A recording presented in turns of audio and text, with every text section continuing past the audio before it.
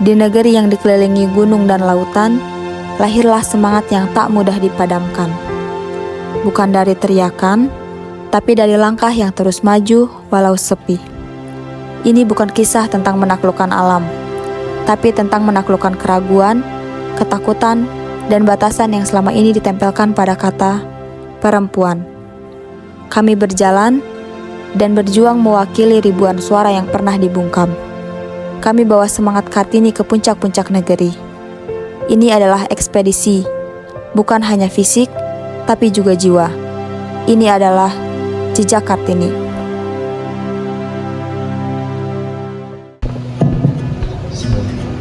Assalamualaikum warahmatullahi wabarakatuh.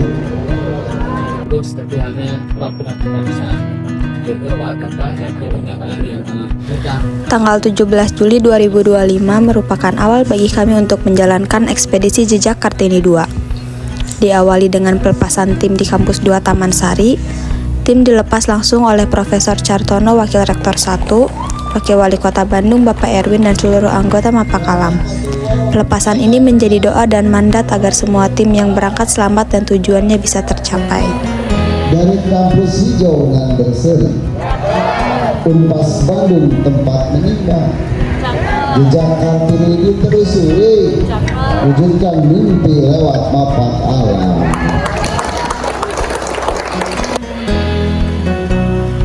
Ekspedisi Jejak Kartini 2 ini merupakan ekspedisi pendakian 5 gunung oleh tim Putri sebagai pelaku ekspeditor di Nusa Tenggara Timur dan Nusa Tenggara Barat, yang dimana gunung-gunung yang kita daki merupakan gunung-gunung yang jarang terjamah manusia, bahkan salah satu dari gunung tersebut belum memiliki jalur.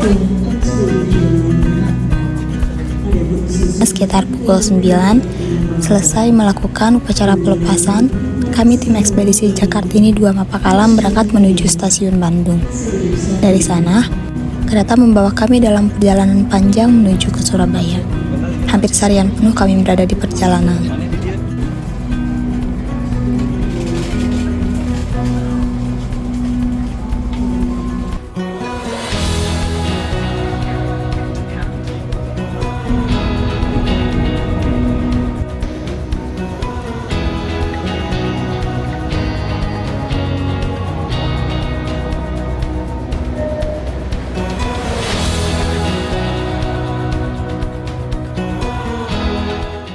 Tibanya di stasiun Pasar Turi Surabaya, pada malam hari sekitar pukul 10, kami langsung makan terlebih dahulu untuk mengisi tenaga. Kemudian, kami melanjutkan perjalanan ke Sekretariat Mahapala Stesia.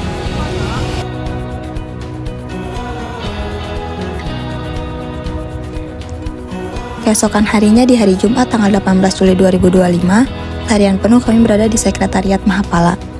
Kami berlima melakukan pengecekan perlengkapan dan memastikan logistik aman.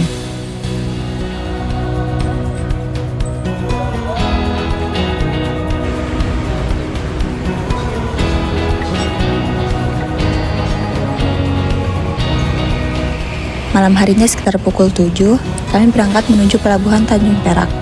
Dari pelabuhan itu, kami mulai perjalanan laut yang panjang menuju ke Labuan Bajo.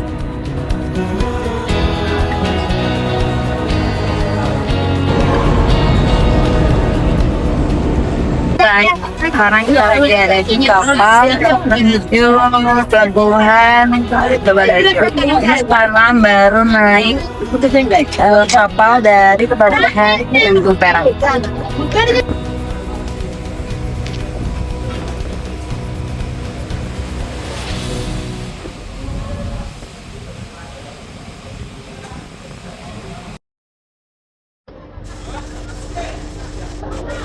Halo guys, sekarang kita baru sampai di pelabuhan Labuan Bajo. Setelah 3 hari kita di kapal. Pak, gerah banget di kapal guys. Dan sekarang kita lagi nunggu Travel buat ke Ruteng. Ruteng. Dingin sekali, di sini panas. Oke, mantap. Bye.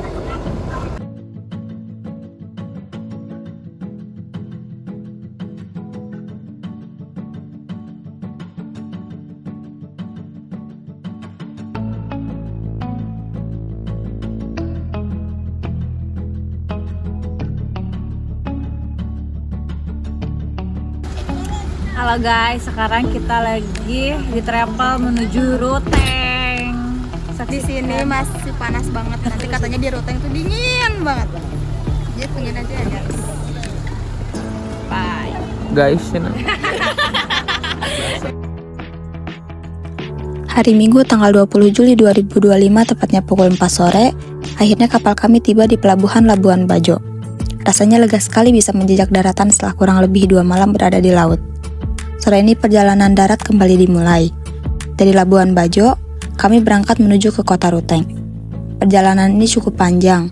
Jalan berkelok dan udara semakin dingin ketika memasuki dataran tinggi. Kami menghabiskan waktu kurang lebih 6 jam untuk akhirnya sampai di kota Ruteng.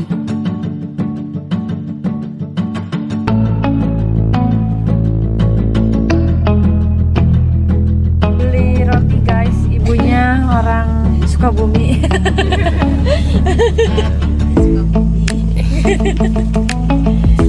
Jauh-jauh ke NTT ketemu orang Sunda guys.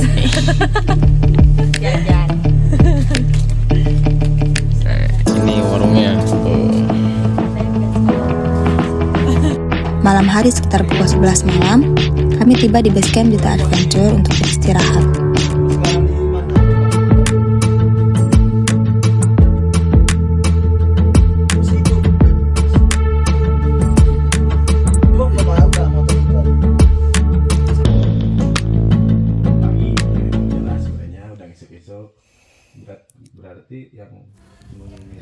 Setelah kami membereskan barang-barang kami, tim melakukan evaluasi briefing, lalu kami beristirahat untuk kegiatan di esok hari. Siap-siap ke menulis datang. Ketika udah lebih awal. Yang tuh siap-siap ekstra dari udah sering langsung edit. Penting kesar ya habis mandi nah. Tadi perizinan.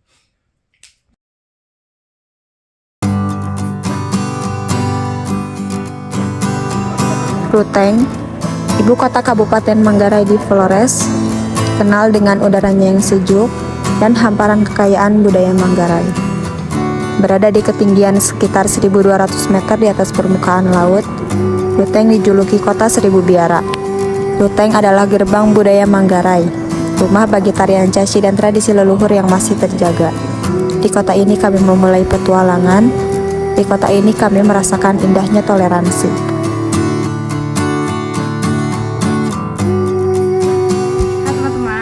Hari ini, hari Senin tanggal 21 Juli 2025, sekitar jam 11-an, kita mau ngurus-ngurus surat perizinan ke Polres tempat dan BKSDA.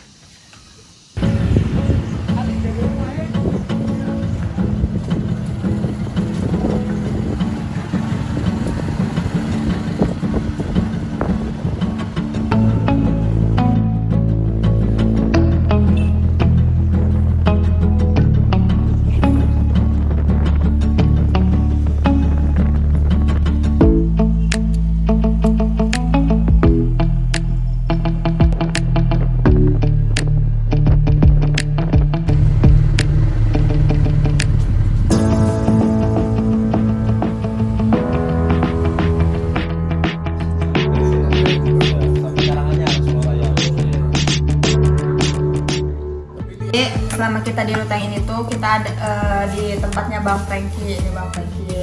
Halo, selamat siang, Pak Alam.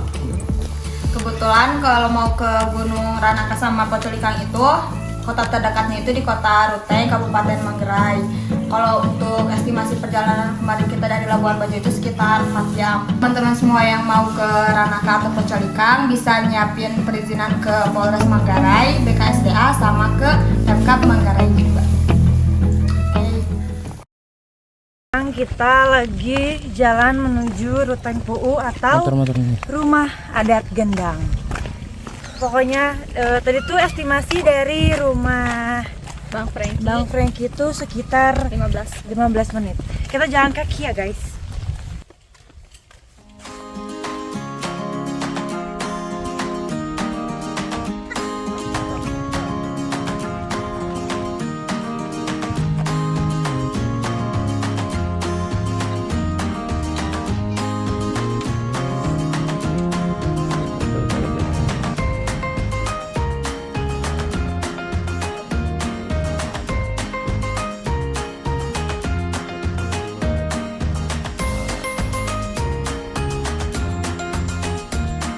Jadi ini tuh pakaian adat di Ruteng, ya khas Ruteng.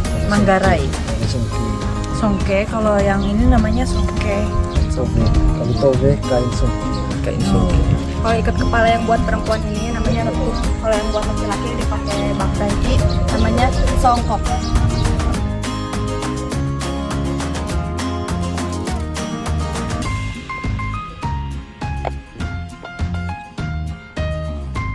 Ngerti matuka gitu kalau nanti kita aku sangat tahu masa kai pengelungan sebelte aku mental leva aku cari mencoba mulai gitu kalau lebih tersikolelami sangat tahu yang pome ami atau semua sangking gulu makanya sangking tanah rutin runtu aku rutin losor ai maniho tebede mana Mekah mali jumbiu lambar dite lama tanah Bandung tigil makasokan tinggi porong ni huwa lejong aku lambu dise di maniho di cibeu di neka kita di manga di babang bentang di tadi porong dite kali tigil aku muria ngaranga kucing menga aku jaga di makaso porong tak dang kole calang aku copel selama ceho dise ni akan lakor sampai ke lawa tanah Bandung tradisionalnya kakak gendang dan pasangannya gong.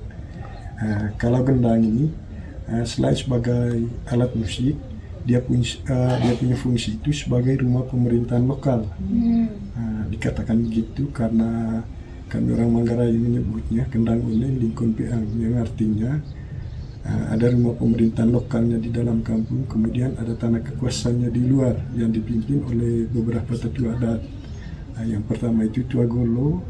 Fungsi dan tugas dari Tua Golo ini dia sebagai pemimpin di suatu perkampungan. Terus yang kedua Tua Kilo, fungsi dan tugasnya itu dia sebagai pemimpin keluarga besar. Dan yang ketiga itu Tua Teno. Fungsi dan tugas dari Tua Teno ini membagi dan mengurus masalah tanah. Tetapi kakak, kalau ada yang mau diselesaikan, tetap yang tua-tua adat itu mereka duduk bersama dengan warga yang lain, yaitu untuk memecahkan masalah atau apapun itu. Terus kalau apa yang sudah disepakati di sini tidak boleh lain lagi jalan ininya, maksudnya lain lagi keluarnya. Terus fungsi lain dari rumah gendang ini dia sebagai gereja lokal, dikatakan begitu karena pusat untuk melakukan ritual adat di sini tempatnya. Di sini ada kayak ciri khas kayak adat upacara adat gitu. Untuk upacara adatnya kakak, pokoknya pada umumnya di Manggarai ini banyak kakak. Pokoknya untuk kelahirannya saja ada acaranya, pemberian nama dalam bahasa lokalnya. Selain pernikahan atau yang lain-lainnya itu kayak khusus di Manggarai ini gitu. Ciri khasnya. Kalau untuk syukuran adat dalam bahasa lokalnya kakak penting itu syukuran adat, dan penting pokoknya syukuran untuk semua hasil yang kita terima, terus minta rezeki juga di tahun-tahun yang akan datang.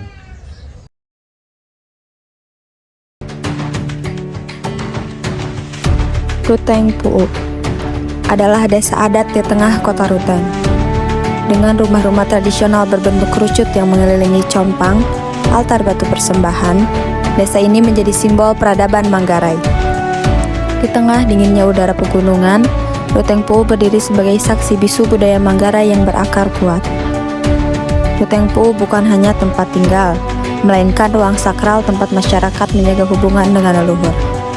Di Ruteng Pu'u, waktu seakan berhenti. Setiap langkah mengantar kita pada kisah ratusan tahun lalu. Di desa ini mengajarkan untuk melangkah ke depan, kita tidak boleh melupakan jejak di belakang.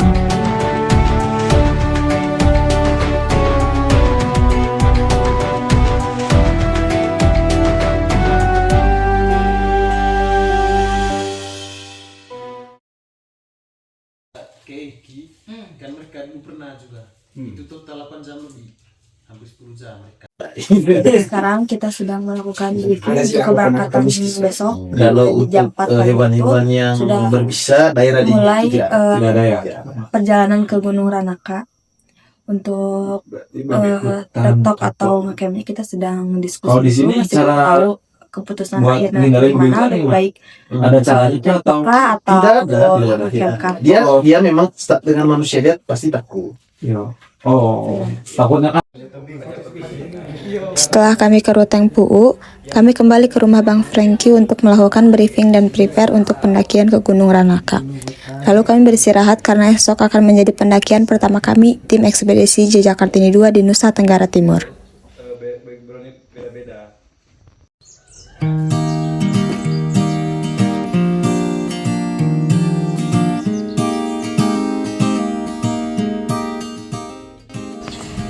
Jadi pagi ini hari Selasa tanggal 22 Juli 2025 kita akan memulai pendakian di gunung pertama yaitu Gunung Ranaka. Kita akhirnya memutuskan untuk tektok karena rute dari pos 1 ke puncak itu tidak terlalu lama, estimasinya sekitar 4 jam. Jadi hasil diskusi malam kita memutuskan untuk tidak ngecamp di Gunung Ranaka. Kita save energi untuk pendakian di gunung kedua yaitu di Pocolikang hari Kamisnya tanggal 24 Juli. Pergi dengan selamat, pulang Ya, mari. ganteng, enak ganteng.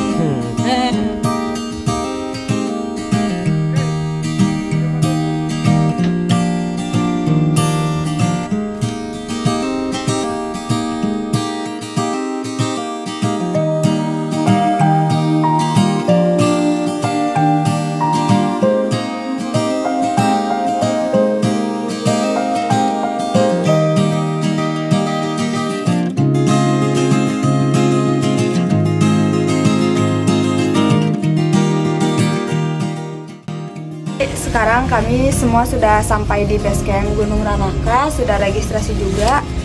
Sekarang mau lanjut hiking.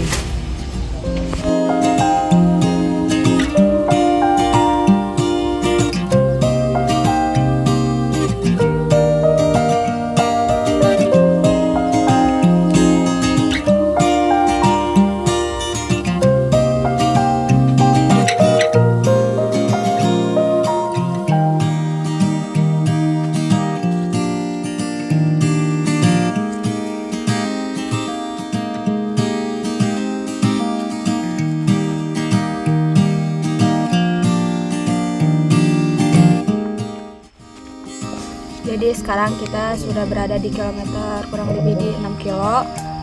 Perjalanan tadi dari base camp sampai sini kira-kira ada 1 jam. Soalnya tadi dari base camp itu setengah 10 dan sekarang sudah mau setengah 11. Kalau estimasi puncak itu kira-kira ada 3 km lagi karena dari base camp ke puncak itu sekitar 9 km.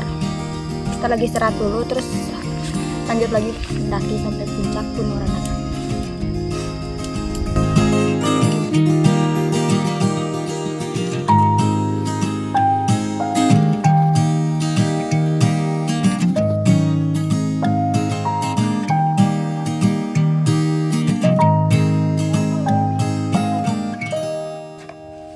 Jadi sekarang kita lagi ada di pos 3 sedang beristirahat terlebih dahulu.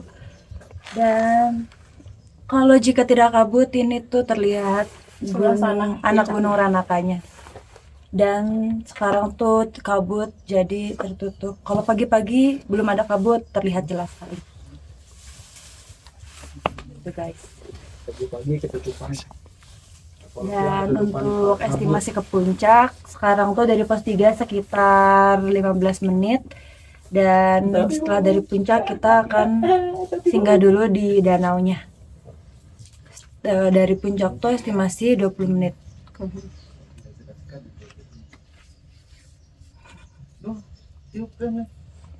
Bye. Katanya di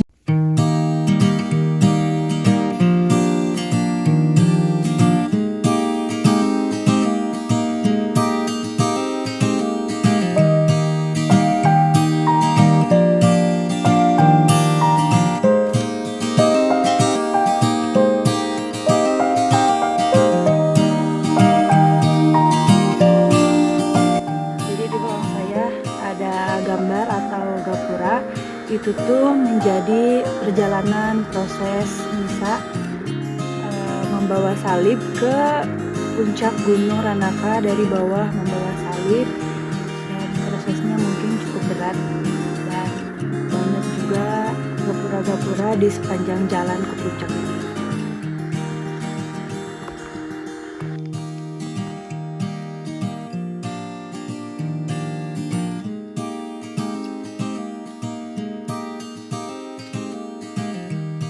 Tiap tahun Kristen punya yang jalan salib tuh, perhentian pertama sampai ke berapa sih? Dulu tiap tahun kalau Paskah jalan salibnya dilakukan di sini. Tapi lihat kan.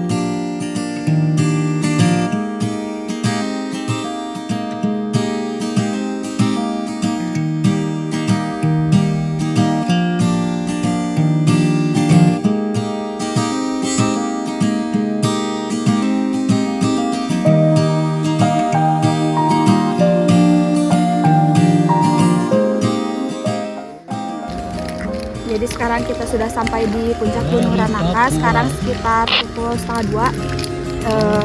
Lanjut mau istirahat dulu, makan, terus nanti lanjut lagi ke anak Gunung Ranakanya. Estimasi sekitar 25 menit dari puncak Ranaka yang ini. Di puncak, kami beristirahat dan berbincang sejenak, lalu kami melanjutkan perjalanan ke anak Gunung Ranaka.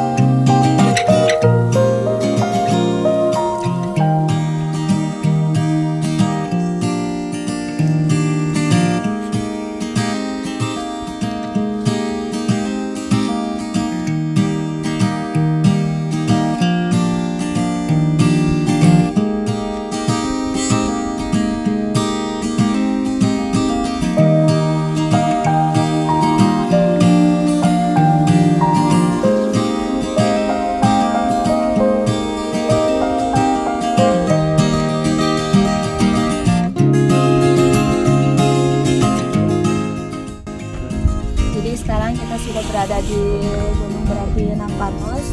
Itu gunung berapinya aktif, tapi terakhir meletusnya itu udah puluhan tahun yang lalu, jadi aman. Di sini kita mau istirahat, makan, memasak, terus nanti lanjut lagi naik ke atas lagi ke puncak Gunung Ranaka lagi, baru turun ke base camp.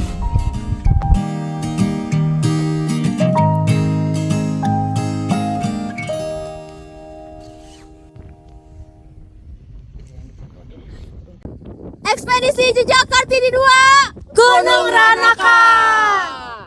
Para jiwa tegar, Bapak kalah.